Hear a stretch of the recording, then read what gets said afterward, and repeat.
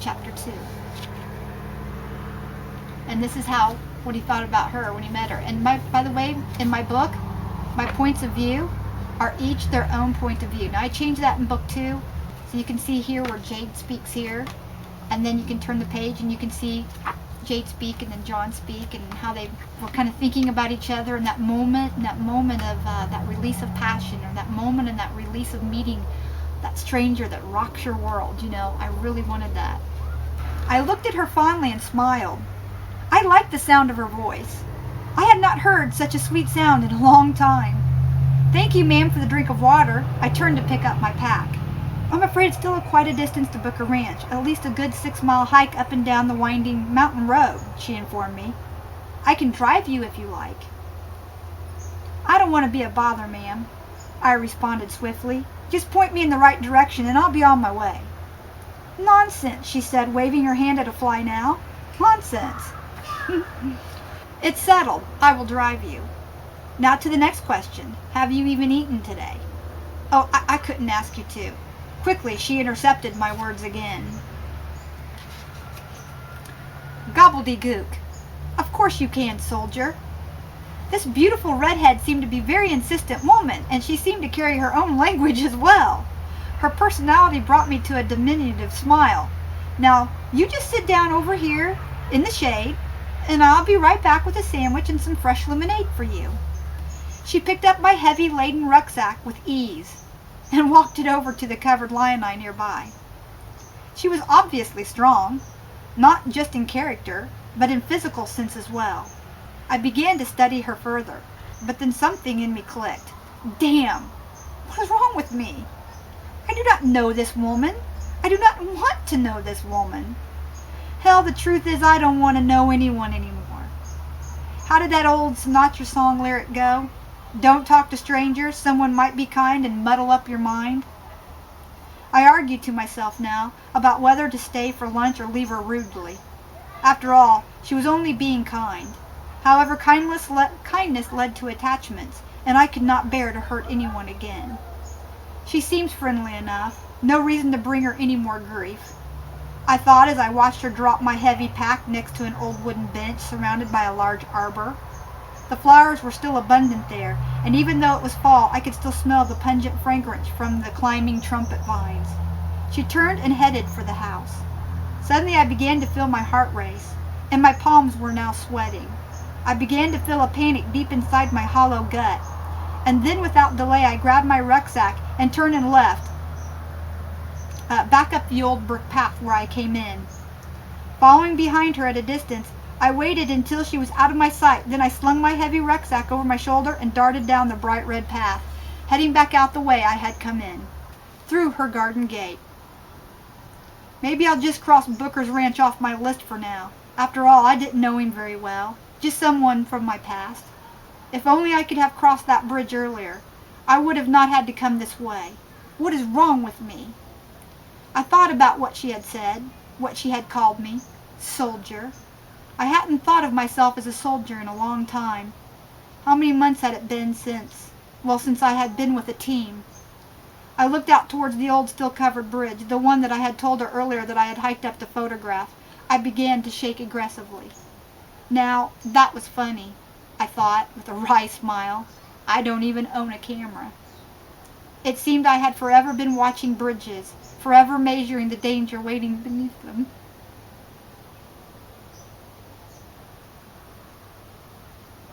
I told you I wrote this from the heart. This is a true story, by the way. I'm not going to tell you whose, I'm just telling this true story. It seemed I had forever been watching bridges, forever measuring the danger waiting beneath them, looking on roadsides for oddities. Hell, most folks don't even know about roads and rivers, but I did. I had lost several men once, on an early night's winter's crossing, but that was a long time ago, or it might have been yesterday. I was not sure anymore about the day or the night hours. I only knew that the letters that I had mailed home to the men's families had been tough letters to write. Looking one last time at the resting still that covered the old bridge, I remembered that my commanding officer, Colonel Jack Pickard, had told me once after an especially demanding conflict, "Sergeant, don't ever tell a lie you can't have proof. And remember, no matter how tired you get, son, there ain't no such thing as half dead. I'd made a mistake with the camera statement. She might have wanted to see it. That would have led to another lie. I was rusty. I was not even sure now why I had lied. I just knew I didn't need to ruin her day with my truth. I stood lost in the thought on the old gravel lane. Colonel Pickard wasn't always right. It was possible to be half dead, as I was surely feeling that way now. Inhaling the scent of pine that dominated the air, I looked up at the darkening sky to the west and wondered what was next for me, and speculated where I would wander off to next. I just stood there, with no real sense of direction, my gut full of emptiness, and I did not know what lay ahead for me. I was not really sure I even gave a damn. Meanwhile, back at the old farmhouse. Standing at the bib sink at the old summer kitchen of the farmhouse, I could see the stranger heading towards the gate that he had just fixed. Why is he leaving? I asked myself as my heart began to beat more rapidly. I could see his head was down. He stopped and opened it. But paused while the gate was still in his hand. Just standing there, he did not move. His shoulders slumped. He was changing his mind about leaving? I wondered as I watched him remove his hat and stare down at the emblem that I had noticed upon it earlier. He seemed so lost. I watched him as he shuffled from side to side on the path, looking back now at the bridge. He needs intervention, and he needs it now. I thought as I raced to the fridge to grab a slab of fresh baked ham. I made bread every Tuesday morning ever since I had gotten back up on the mountain 2 years ago. I cut a few slices and layered them on the ham. Then I carefully wrapped the sandwich in a paper napkin and headed out the screen door, but not before stopping to take a quick glance into the hall mirror in the foyer. What am I doing? I asked myself as I gazed deep into my own hazel eyes. What the heck am I thinking? He's just a drifter, another man with troubles. Troubles that I do not need right now. Girl, you need to mind your own business and just let this man walk on down that road. Christ's sake, listen to your own head for a change. Even I knew how lonely I had been since my mother and father died. First, mother had gone from a bad heart, and then not soon after I received the news of my father. He had gotten ill with a strange influenza while on deployment. 3 uniformed men stood at my apartment door and stated, "We regret to inform you, ma'am, that your father has died an honorable death while serving his country." I would never forget the next few days that followed their visit. Even when my father's best friend, General Harrison, handed me his burial flag folded in a perfect triangle, I did not bother to cry. What would crying get me? It certainly would not have made me one of Papa's brave soldiers. I felt as if I were half dead. My life had not been the same from that day forward. I certainly did not need a stranger hanging around the ranch to throw another spoke in my already dented wheel. Then I remembered something my father had said to the church's congregation before he left to fight in his last conflict. No matter how any war ends, forever remember that you should always be kind to a soldier when he returns to his homeland, as soldiers are the true blood that built this country, and without the appreciation and the heartfelt kindness of their fellow Americans, they can never truly return home to their own peace of mind again. My face softened and I remembered my dad's words. I glanced back out the screen door. The stranger was still standing in the gravel road, now glaring out the bridge that he had come to photograph earlier, or so he told her. Despite my thoughts, I pushed open the door and raced down the path to catch up to him. "Soldier!" I hollered. "At least take this with you. It's the least I can do for what you have done for me." And with that said, I held out my offering of the sandwich. Startled by my approach, however, he dropped to his knees ever so swiftly. Wide-eyed, I took a step or two back. With a quick turn, I saw him reach for something at the side of his ribs. My heart stopped, as I knew what that something was. I was undeniably caught off guard. I took a quick stance and held out the sandwich further in hopes I was imagining things again. "It's just a sandwich, soldier." I said this ever so softly now. Not moving another muscle, frozen, I waited for his response. the stranger. Colonel Pickard was shouting at me now, screaming, "Move, move, move, move! Think, soldier, think! Be quick and do not hesitate. You are going to get your buddies killed, son. What in God's name is the matter with you, Sergeant?" My head was bursting when I heard something behind me kicking up the rock and gravel. Nevertheless, Colonel Pickard's loud voice with its strong Irish accent and his hallowed brown eyes were like a hologram in my face. And it did not subside. He was having post-traumatic stress syndrome. He was having a flashback. He kept yelling in my ear louder and louder. Hot, tobacco-scented breath spitting on my cheek. I could not let my commander down.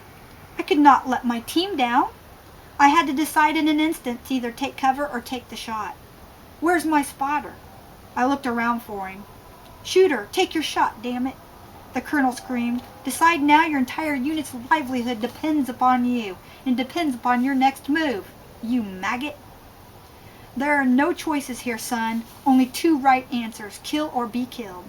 Live or let die." He continued in pure rage and all the while still spitting spicy tobacco in my face. "The only soldier that will die today will be our enemy."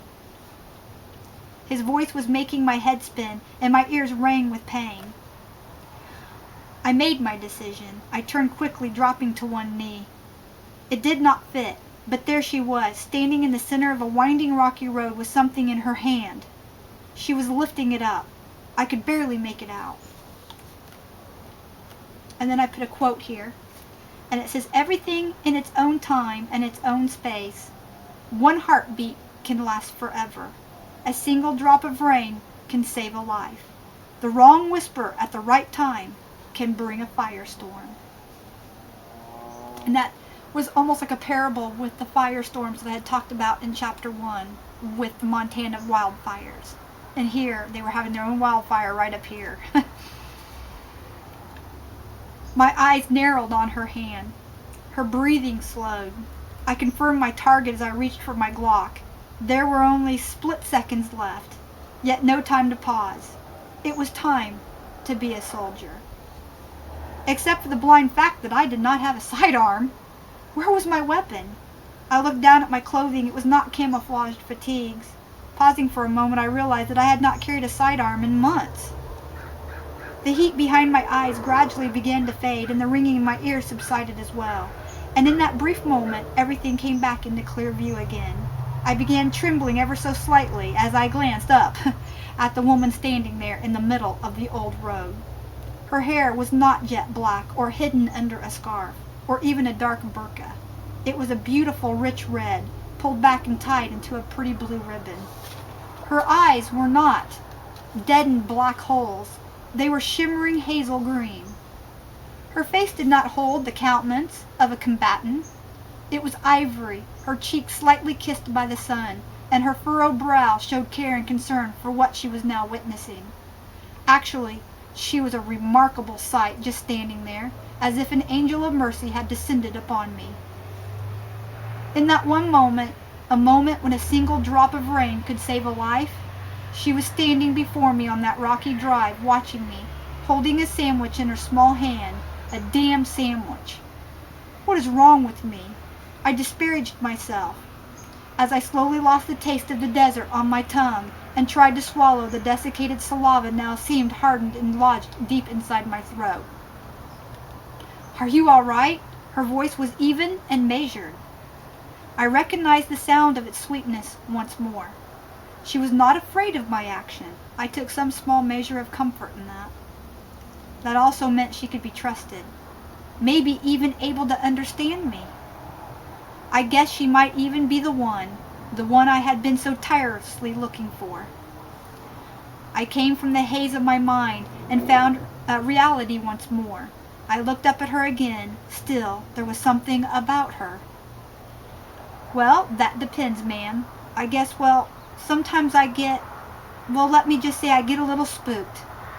Still have some ghosts running around upstairs." It's a long story, maybe too long. I answered a question all the while squatting in a defensive position up on the rocky road. She was still holding the sandwich, but I noticed her shifting her weight back on her right leg. The movement was subtle, but to the trained eye it was unmistakable. She knows, I thought. She knows what I was thinking. She has had some training and maybe carries a few ghosts of her own. I mean, look at her. She lives all alone on a mountainside ranch, and she did not even flinch when she met my demons head on. She knows. Maybe she has seen hell too. Suddenly I was tired, just plain tired. I had not felt this tired in a long time. However, there it was, that same old feeling of emptiness that came with the close of a mission or at the end of a long, drawn-out firefight to claim freedom in the name of a country and commander-in-chief. The end of a war in which I lost most of my family. I thought I was through all those fights. I could feel my mind going empty again. I looked up at her and gazed deep into her brilliant green eyes. They were like a tall drink of cool water on a hot desert plain. Once again her smiling face, and I was filled to the brim with hope again. My thirst quenched and my mind free of the ghostly swirls caused by the unsettled dust of war. Quickly I came to realize that I was still on the ground in a defensive posture. I slowly stood up, embarrassed by my actions. She stepped forward cautiously and laid the sandwich down. Well, that's mighty kind of you. There was that word again, kind. I thought about it for a moment. She was very kind. Not too many people had shown this type of kindness to me, at least not since I had returned home from the Middle Eastern Crusades. Now here's where Jade speaks, the lady. He didn't know her name yet, so it's still the lady. Because he didn't know her name, so it would be the lady. I watched as he slowly unknotted each muscle from his strong form, and then releasing his thoughts from his own tense emotions, his eyes suddenly opened up and a huge smile broke out across his face, revealing strong white, even teeth. This was not the same man that only moments ago had fixed my rusty old gate. Suddenly he seemed years younger. It was strange, but something in these unusual moments on this old dusty road had finally broken into his mind. You know, he said, what I could really use, what I would really like, is a cold beer. I have no rights to ask. You should not even think about it, and you obviously have every right to be weary of me. I know I must seem a little distraught right now, and I probably am. He stumbled with his words as he watched me shift my weight off my right leg. Have you ever seen the movie Top Gun? The question caught me off guard. Not sure, it's been a long time since I've seen a movie. Heck, I don't even own a television up here, I reported frankly. Well, he continued, there's a scene in the movie where Maverick tells Charlie that if the government trusts him, she can too. Well, the last time I asked, the government said they still trusted me. He could see my eyes shift across him slowly. I understood him now all too well. He could see it in my face too. He waited for my next move. I gave him a soft stare and walked over to the gate, but not before I laid the sandwich on an old sawn-off tree trunk. To answer your question, soldier, there's cold beer in the fridge, and the fridge is in the bunkhouse around the back. There's a decent rack there as well, along with an outdoor stall and shower. You're welcome to stay the night. The house is off limits, however, and oh, by the way, I am not alone.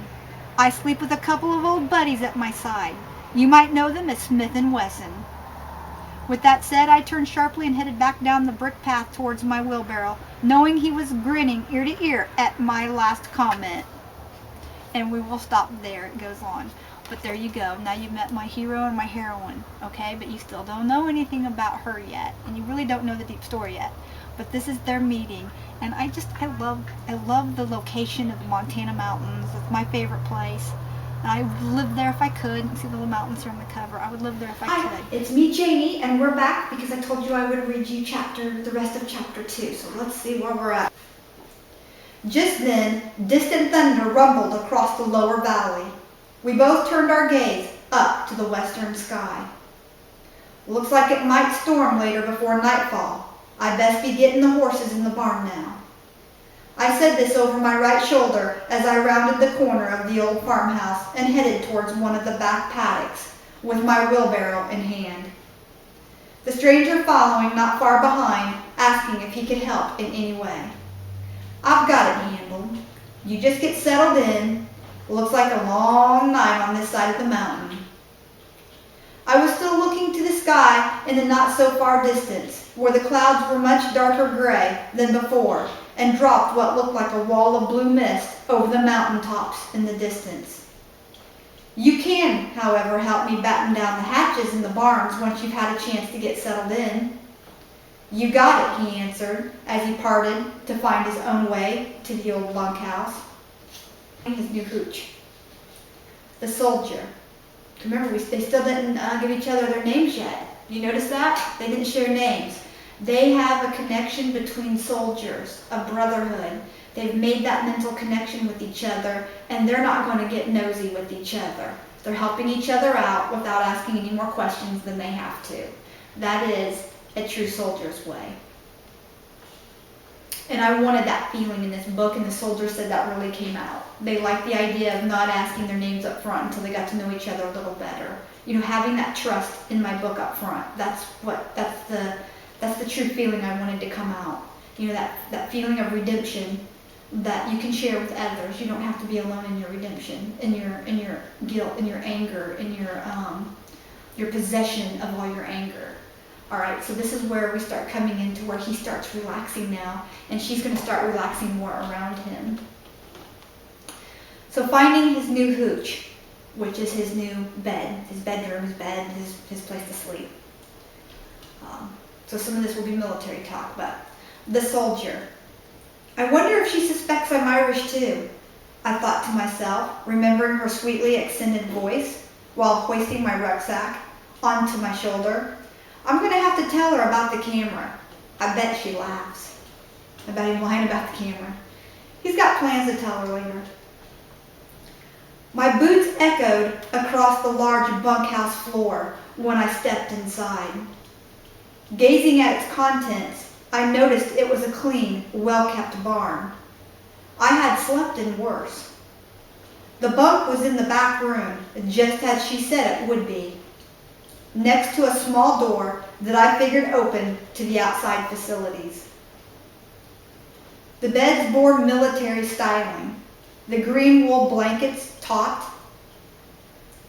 corners folded at a precise angle, exactly 6 inches of the white sheet folded over the green blanket, and a striped feather pillow rested at the head. I smiled the third time today. She was making him smile and didn't even know it. I mean, this was a really mentally hurt soldier. And he smiled for the third time that day because of her. Just like old times, I thought aloud as I dropped my pack on the trunk and laid it at the foot of the bed.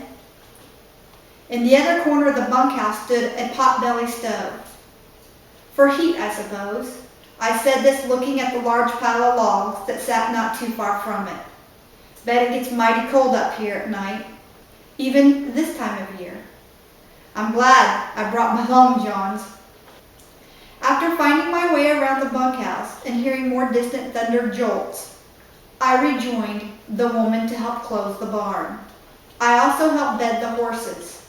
They seemed nervous, and she was having problems settling them down for the night.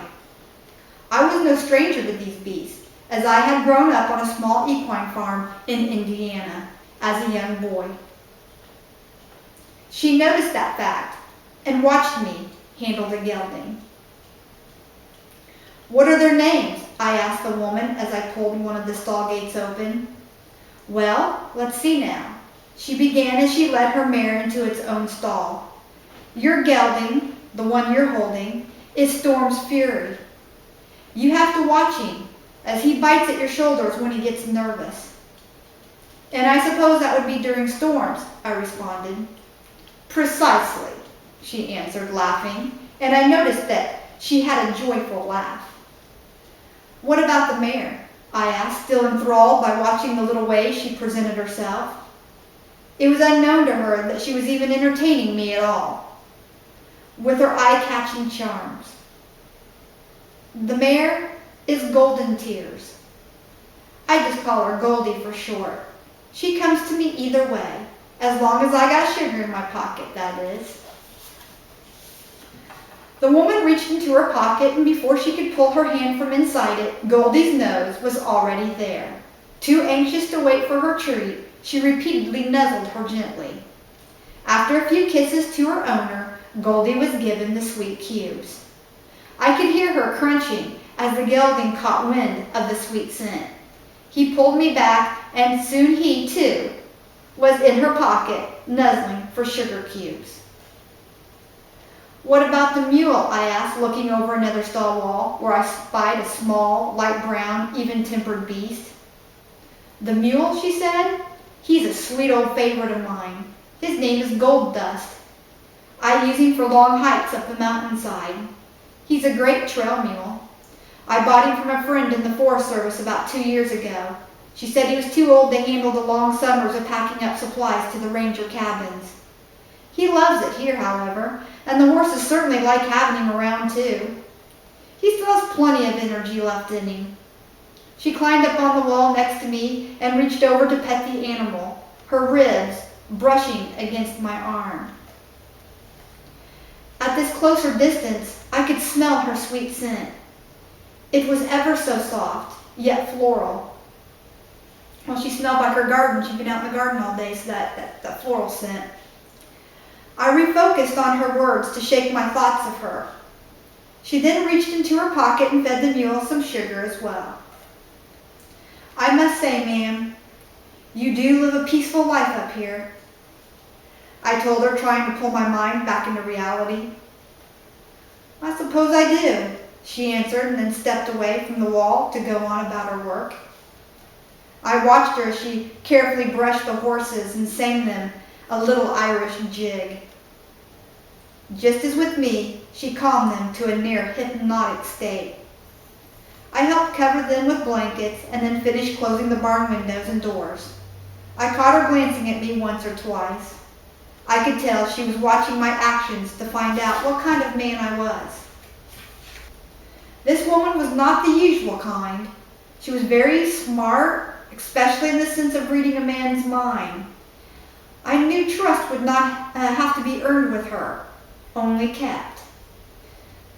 In other words, when I wrote this part, I wanted people to understand that she was not the usual kind of woman, meaning she understood the way he felt as far as a soldier went.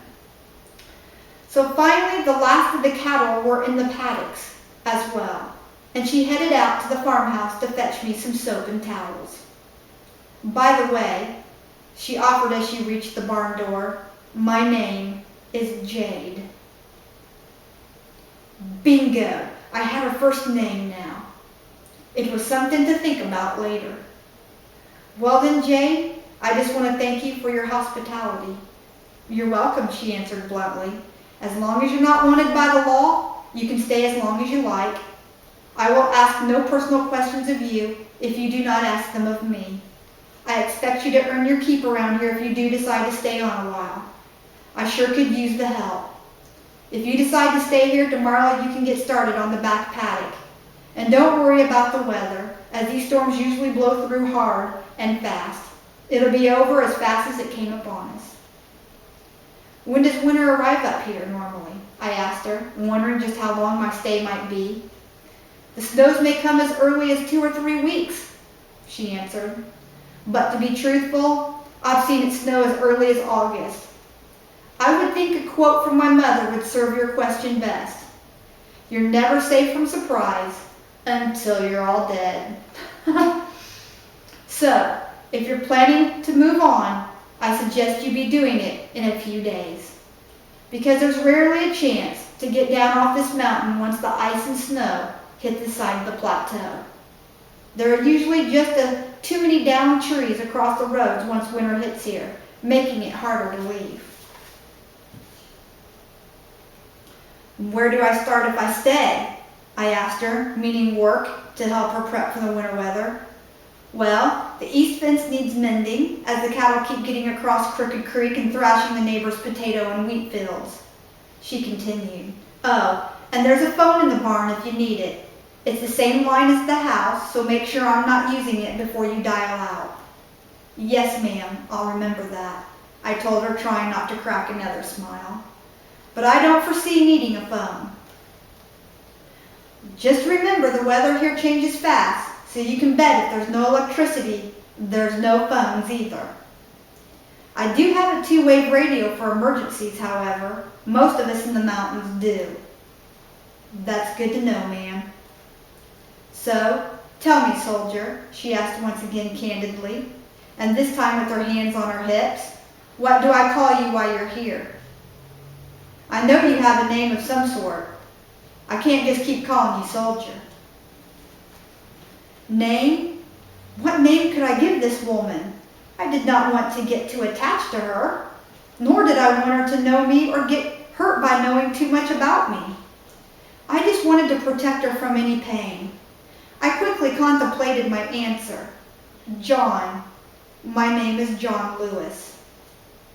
Now keep in mind, by the way, that I wrote this book before I met my husband, John. And by the way, he was raised in southern Indiana, and he was raised on an equine farm. And I had not met him yet. So I'm telling you, God has a plan for us, and it's on our hearts, even when we're writing a book.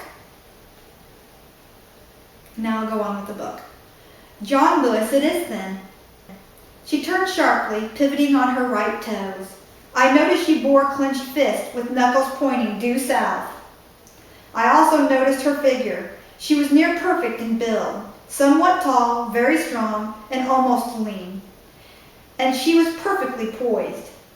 I felt as if I had stirred something deep inside her just by being here. However, I could not put my mind to what it was about her. So familiar was her level of demeanor. So familiar was her Irish accented voice.